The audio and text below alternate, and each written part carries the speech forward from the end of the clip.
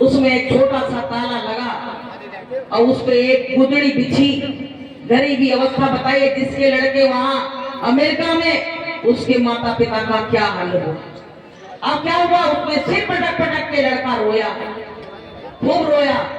तो उसमें से एक कागज की खड़खड़ाहट की आवाज आई।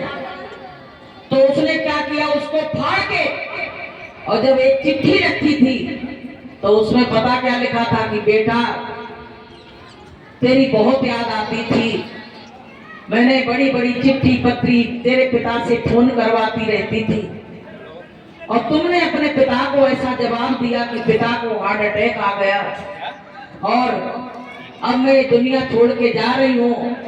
लेकिन मैं इस चिट्ठी में एक बात ऐसी लिख रही हूँ, इसको ध्यान देना कि तेरे जो एक आंख लगी है, तू जब छोटा पैदा हुआ था तो तू एक आंख का काना था, तो मैंने अपनी एक आंख तुझको दी थी। अब वो आंख मेरी जो है वो तेरे साथ हमेशा रहेगी, और मैं तो ये दुनिया छोड़ के जा रही हूँ, लेकिन मेरी आंख तेरे साथ हमेशा रहेगी। बेटा तू सुखी रहे।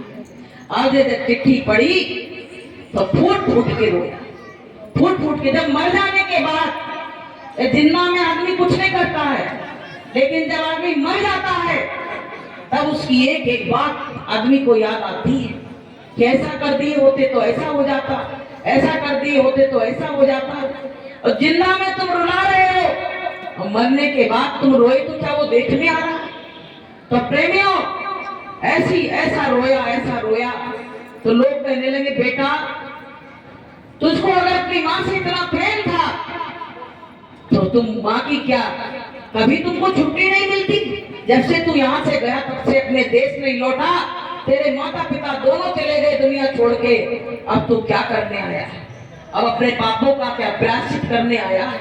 तो प्रेमियों आज भी वही हालत है। वो तो अमेरिका गए थे तो लौट के नहीं आ पाए, लेकिन जो बच्चे आज यहाँ रह रहे हैं वो भी अपने माता पिता से दूर हो रहे हैं, वो भी दूर हो रहे हैं। हम इस मंच से हाथ जोड़ के प्रार्थना और विनती करते हैं कि ये बच्चों नवयुवकों संभल जाओ और अपने माता पिता का आदर करो, सम्मान करो। उनकी वजह से आज तुम दुनिया में दिखाई पड़ रहे हो, अगर वो नहीं होते तो तुम दुनिया में इस दुनिया में आ ही नहीं पाते। तो प्रेमी भाई बहनों, ये दृष्टांत ये कहानियां हमको ये शिक्षा देती हैं कि हम भी कुछ सुन के और इस पथ पे चले तो हमारा भी जीवन सफल हो जाएगा। माता पिता क्या चाहते हैं? वो तो बस इतना चाहते हैं कि बेटा मेरा मुझसे बस अच्छी तरह दो शब्द बोल दे। बेटा जब बड़ा हो जाता है तो माँ के पास आके बैठ जाता तो माँ इतने में खुश हो जाती है, और कहीं गोद में लेट जाता तो बिल्कुल वो ऐसी हो जाती है, उसको पूरा वही बचपन का रोल सब याद आ जाता है। तो प्रेमियों माँ और बेटे में दूरियां नहीं होनी चाहिए, उनका प्रेम वही होना चाहिए। वो भी बच्चा आए अपनी माँ की गोद में बैठ जाए तो माँ खुश हो जाती है। तो प्रेमियों आजकल वो प्रेम रहा नहीं। अब प्रेम किससे कर रहे हैं? पता, पत्नी से कर रहे हैं। और वो पत्नी दूसरे घर की आई तो ये जितना कर लो, वो तुम्हारी कभी बनने वाली नहीं है, केवल तुम्हारे सुख में साथी रहेगी, और जब दुख आएगा तो तुमको छोड़ के कहो तुम्हारे हथकड़ी भी लगवा सकती है तुम्हारी पत्नी। सही। और तुम्हारी पत्नी तुम्हारे हथकड़ी भी लगवा सकती है। लेकिन अगर पुलिस वाले आ जाएं और पूछे तुम्हारे बच्चे ने क्या किया, तो माता पिता क्या कहेंगे? अरे वो कुछ नहीं किया, अपने घाव को छिपा लेंगे और कहेंगे नहीं हो तो घर में छोटी मोटी लड़ाई हो गई, तुमको जेल नहीं जाने देंगे। बताइए, तो माँ का और पिता का दिल बड़ा है कि उस पत्नी का बड़ा है? प्रेमियों बताइए पहले आप लोग, माता पिता का बड़ा है कि नहीं बड़ा है? तो हमको माता पिता का सम्मान करना चाहिए कि नहीं करना चाहिए? तो प्रेमियों लौट आओ अपने वतन, अपने देश, अपनी पाश्चात्य सभ्यता को छोड़ के और अपनी भारतीय संस्कृति पे आ जाओ और माता पिता का सम्मान कर लो। वही तुम्हारे पूजनीय है। जिस घर में माता पिता का सम्मान होता है वहाँ रोने की, कराने की, हाय हाय की आवाज नहीं आती है। तो प्रेमी भाई बहनों, सत्संग सुमिरन ध्यान भजन तो बाद में करना, पहले अपने घर के लफड़े झगड़े तो निपटा लो। अगर वो भी नहीं निपटेंगे तो तुम्हारी माला भी चलने वाली नहीं है। इसलिए माता पिता की सेवा करो और आए गए का सत्कार करो। जब तुम देखो दुर्योधन था, किसी का सत्कार नहीं करता था, भीष्म पितामह जो थे उनके बाबा थे, फिर भी उनका भी अपमान कर देता था। विदुर का भी अपमान किया, अपने राज्य से निकलवा दिया, तो क्या वो ऐबी था? ऐसे जब शुरू शुरू से बच्चे ऐबी बन जाते हैं तो पता है वो क्या बन जाते हैं? एक दिन सुल्ताना डाकू बन जाते हैं, एक दिन इतने क्रिमिनल बन जाते हैं कि माँ बाप के सामने फांसी के फंदे पे चढ़ा दिए जाते हैं, माँ बाप कुछ कर नहीं पाते। सुल्ताना डाकू क्या करता था? वो चोरी बहुत छोटी सी की थी, चिंगारी चाहे छोटी हो चाहे बड़ी हो जल जाएगा। उसने क्या किया, एक दिन जाके स्कूल से एक पेंसिल चुराई थी, और उसकी माँ जो थी वो संस्कार विहीन थी। उसने जब बच्चे का बैग चेक किया तो उसमें देखा एक पेंसिल की तरह 2 रखी, तो बड़ी खुश हो गई है, कहने लगी ये अच्छा हुआ, अब लेनी नहीं पड़ेगी। दूसरे दिन वो कुछ और चुरा के लाया, कॉपी चुरा के लाया, तो प्रेमियों अब वो पूछे नहीं और उसकी चोरी बढ़ती चली गई। फिर एक दिन क्या आया कि बहुत बड़ा सुल्ताना डाकू बन के तैयार हो गया। अब जब पकड़ा गया तो उसको फांसी की सजा सुनाई गई, और जब फांसी की सजा मुकर्रर की जाती है तो पता क्या होता है? उसकी आखिरी इच्छा पूछी जाती है कि तुम्हारी आखिरी इच्छा क्या है, तुम किससे मिलना चाहते हो?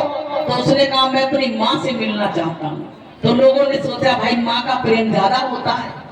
माँ आई, बड़े उससे बेटा उसको बहुत बुरा लग रहा, तू सुबह फांसी के फंदे पे झूल जाएगा, मैं क्या करूं? तो उसने माँ को पास बुलाया। माँ सोची प्रेम करने के लिए बुला रहा है, उसने अपने माँ की नाक काट ली। तो माँ ने कहा बेटा ये क्या कर दिया? बोले माँ ये तुमको सीख दे के मैं जा रहा हूँ, मैं तो जा रहा हूँ फांसी के फंदे पे, तुमको सीख दे रहा हूँ कि ऐसी माताएं अगर घर घर हो गई तो घर घर सुल्ताना डाकू तैयार हो जाएंगे। और अगर हम चोरी करके लाए थे और उसी समय अगर तुम मुझको मार देती, मैं तो छोटा था, मैं तो अनजान था, मैं तो कच्चा मिट्टी का घड़ा था, अगर उसी समय तुम मुझको मार देती तो आज मुझको ये नौबत नहीं आती कि मैं फांसी के फंदे पे झूलता। सब माँ तेरा करा कराया। तो आजकल माताएं भी हैं, बच्चा शराब पी के कहीं नेक भी आया है, आज के लिए पार्टी में आओ नहीं पिएगा। अरे क्या छिपा रहे हो तुम छिपा रहे हो? एक दिन वही चिंगारी उसको ले जाके जाने कहाँ पहुंचा देगी। इसलिए थोड़ा अगर करा है उसको मार दो, वहीं पे दबा दो, तो प्रेमियों आगे बढ़ने वाला नहीं है। इसलिए माताओं बहनों, अगर आप अच्छे होंगे तो आपके बच्चे भी अच्छे होंगे। आपके संस्कार अगर नहीं है तो आपके बच्चों में भी संस्कार आने वाले नहीं है। इसलिए आप संस्कारवान पहले बनिए, फिर अपने बच्चों को बनाइए। तो प्रेमी भाई बहनों, ये सब क्या है? ये संसार में जो कुरीतियां फैल रही उसके ऊपर हमको थोड़ा बोलना पड़ता। लोग बात कहते रहे तुम तो समाज की बात, अरे समाज ही नहीं रहेगा तो सत्संग कहाँ से होगा? ये बताइए, समाज नहीं है, समाज की ही तो गरिमा है। भाई आप लोग अच्छे विचारवान हो तभी तो यहाँ आए हो। अगर आपके मन में वही चोरी डकैती की लगी होती तो क्या यहाँ आके बैठते हो? तुमको कर्म तुम्हारे यहाँ बैठने नहीं देते। तो प्रेमी भाई बहनों, अच्छे मार्ग पर चलो। तुम्हारी आत्मा तुमको दुनिया का कोई भी व्यक्ति ना कहे कि तुम अच्छे हो, लेकिन तुम्हारी आत्मा जिसमें परमात्मा का अंश है वो तो तुमको कह रही है कि तुम बहुत अच्छे हो। तुम्हारी आत्मा तुमको हर समय सचेत करती है, हर समय तुमको बताती है। तो प्रेमियों, माता पिता का सत्कार, उनको उनकी देखो श्रवण कुमार थे तो उन्होंने क्या किया था? श्रवण कुमार की एक बहुत बड़ी कहानी है। उसकी जो पत्नी आई कहने लगी मैं तो अंधों की सेवा नहीं कर पाऊंगी। श्रवण कुमार की पत्नी ने क्या कहा कि तुम्हारे जो माता पिता दोनों अंधे, ये अंधों अंधे की सेवा हम नहीं कर पाएंगे। तो श्रवण कुमार के दिल में ये बात बहुत लग गई। उसने क्या चाहती हो? तो उसने कहा हम इनकी सेवा नहीं, हम अलग रहना चाहते हैं। आजकल की बहुएं कहती हम अलग रहेंगे। अरे अलग रह के क्या ज्यादा कुछ मिल जाएगा? अब क्या हुआ प्रेमियों? उसने अपनी पत्नी से कहा तुमने अपनी बात बता दी तो हम भी अपनी बात बता रहे हैं। जब तक मेरे माता पिता रहेंगे तब तक तुम मायके जा, वही रह अपना जीवन गुजार। जब मेरे माता पिता नहीं रहेंगे उसके बाद हम देख लेंगे। तो प्रेमियों, उसने अकेले ने श्रवण कुमार ने अपने माता पिता की सेवा की। तो आज पत्नी का नाम उसकी कोई जानता है? कोई नहीं। लेकिन श्रवण कुमार का नाम सारी दुनिया जानती है कि अपने माता पिता को कंधे पे बैठाल के और तीर्थ कराने के लिए ले गए। बताइए पहले तो प्रेमियों, जो भक्त होता है वही तो श्रवण कुमार की तुलना में आता है। सब भक्त नहीं है। ये राहुल बैठा है, ये अपने माता पिता का बहुत सम्मान करता है, इसकी माँ इससे बहुत खुश है। अगर ये बुरे वचन बोलता तो माँ इसके लिए ना अच्छा कहती ना बुरा कहती, चुप रहती। लेकिन जब माँ अच्छा कह रही इसका मतलब वो बालक अच्छा है। तो प्रेमियों, श्रवण कुमार नहीं बन पाओ तो कम से कम मध्यम वर्ग के तो बन ही जाओ।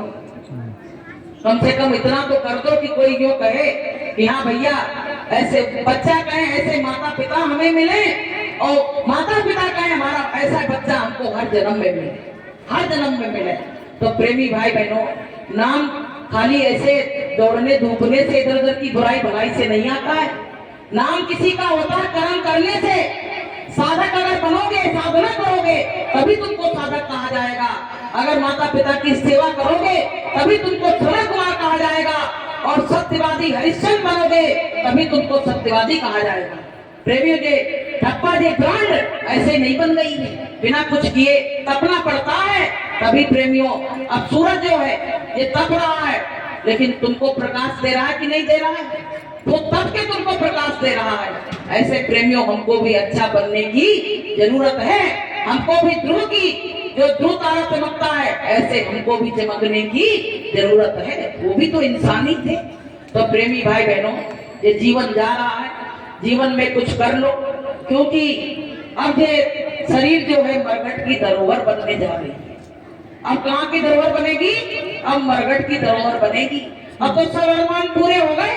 अब वो कहेगी मौत की शहजादी, कहेगी अब चलो हम तुमको लेने के लिए आए हैं, अब तुमको हम लेने के लिए आए हैं। कि सज धज के जिस दिन मौत की शहजादी आएगी, सज धज के जिस दिन मौत की शहजादी आएगी, ना सोना काम आएगा ना चांदी आएगी, ना सोना काम आएगा ना चांदी आएगी। कहते हैं वो मौत की शहजादी जब आएगी तो सोना चांदी सब कुछ काम आने वाला नहीं है। एक जगह मौत हुई तो हम वहीं बैठे थे, तो एक कान में आके कह दिया, फिर कछु सोने को डरा है? हमने कही भैया अब बताओ, इतने दिन वो गहना पहने घूम रही, वो कह रही मेरा गहना मेरा गहना, और अब मरते समय पूछ रही कुछ है क्या? तो प्रेमियों क्या हुआ कि इतना सा नाक की लोग होती ना, तोड़ के वो पूरी नहीं थी, इतनी सी तोड़ के दे दी। अब बताइए, पूरी जिंदगी तुम यही गाते रहे कि मैंने ये कान के बनवा लिए, नाक के बनवा लिए, ये गले के बनवा लिए, लेकिन तुम्हारे साथ गया क्या? कि सब यहीं पड़ा रह जाएगा, कुछ साथ न तेरे जाएगा, सब यहीं पड़ा रह जाएगा, कुछ साथ न तेरे जाएगा। कैसे सुंदर ये महल बने, कैसे सुंदर ये महल बने, एक कंकड़ साथ नहीं जाएगा, सब यहीं पड़ा रह जाएगा, एक कंकड़ साथ नहीं जाएगा, सब यहीं पड़ा रह जाएगा। तो प्रेमियों, कुछ तुम्हारे साथ जाने वाला नहीं है। क्या है कि यही भजन तेरे साथ चलेगा और पावेगा आराम, और मन तू भजो गुरु का नाम। कल मेरे यहाँ एक प्रेमी आए थे, तो हमने कही ये बताओ कि इतने दिन सब कुछ कमाया, उसमें आनंद आया कि अब आप सत्संग में आ रहे तो आपको आनंद आ रहा है? बोले सत्संग में बड़ा आनंद आ रहा है, सत्संग में बड़ा आनंद आ रहा है। तो प्रेमियों, ये मन जो है ना आनंद की तलाश कर रहा है। ये क्या है कि जीव अपने पीर को ढूंढ रहा है, लेकिन उसमें बीच में मन कहता नहीं, वहां चलो वहां चलो, तुझे काम हो रहा है। तो जब तक उसके पिया से मिलन नहीं हो जाएगा तब तक ये मन शांत होने वाला ही नहीं है। इसलिए प्रेमी भाई बहनों, अपने मालिक का ध्यान उनके चरणों में लगाओ और साधन भजन करो, गुनाहों की माफी दरवाजे पे बैठ के मांगो तो काम हो जाएगा। प्रेम में जितना मन तुम परमात्मा से लगाओगे उतनी ही तुम्हारा परमात्मा तुम्हारे नजदीक आता चला जाएगा। अच्छा एक बात बताओ, अभी बात आई थी कि परमात्मा के दर के भिखारी, कोई भिखारी इसमें कहेगा अपने को, कोई को तुम भिखारी कह के देख लो, कहेगा हम सकल से तुम्हें भिखारी दिखाएंगे। लेकिन पता है परमात्मा ये सोचता है ये भिखारी बन के ही मेरे दरवाजे पे है, क्योंकि वो बड़े लोगों को नहीं चाहता है। उसमें कहा नहीं है कि मेरे प्यारे गुरु दातार मंगता द्वारे खड़ा, प्यारे गुरु दातार मंगता द्वारे खड़ा। इसमें कौन सा है मंगता? तो मंगता भिखारी तो हो गया। अब तुम भिखारी जब बने तब उसने तुम्हारी पुकार सुनी। तो प्रेमियों, परमात्मा के दर के भिखारी बन जाओ। क्या हो गया बच्चे को भाई, क्या हो गया बेटा? अब बताइए, जरा जरा से बच्चों में आजकल संतुलन बिगड़ा हुआ है, जरा जरा से बच्चों का संतुलन बिगड़ गया है तो बड़ों का कहां से नहीं बिगड़ेगा बताइए। ये समय की हवा है, ये कलयुग की हवा है। तो प्रेमियों क्या है, जितना तुम परमात्मा के नजदीक जाओगे, परमात्मा ने क्या कहा कि इतने नन्हे सुहागिने और उठ चले दयाल, नयन खोल देख बाबरे ले दग अंजन डाल। जब परमात्मा के लिए आंसू गिरेंगे ना तब प्रेमियों काम होगा। आंसू सूख गए लोगों के कलयुग में, आंसू काहे के लिए गिरते हैं कि उसने मेरा खेत ले लिया, उसने जमीन नाम करा ली, इसके लिए तो रो रही है। लेकिन ये नहीं सोचते हैं कि परमात्मा की भक्ति मेरा खेत सूख गया, अब हमारी भक्ति नहीं, हमारी खेती नहीं हो रही है, उसके लिए कोई नहीं रो रहा है। तो प्रेमियों, हमको सबको क्या है, परमात्मा के लिए रो। दुनिया के लिए तो बहुत रोए, दुनिया वाले पता क्या करते हैं, दिखावा कर रहे हैं, ये तो दिखावे में रो रही है। लेकिन उसने कभी आज तक किसी से नहीं कहा, उस परमात्मा ने किसी से नहीं कहा कि तुम तो दिखावा कर रहे हो, किसी से नहीं कहा। वो तो देखता कि मेरा बच्चा आज मेरे लिए रोया था तो और दया कर देता है, और दया कर देता है। तो प्रेमियों, दया की भीख मांगना है तो परमात्मा से मांगो। ये सब पूरी दुनिया की दाता एक राम, भिखारी सारी दुनिया। दुनिया से क्या मांग रहे हो, सारी दुनिया भिखारी है। प्रेमियों, एक बार क्या हुआ कि एक बार अकबर जो थे वो एक शिकार करते करते एक वहां गांव में पहुंच गए।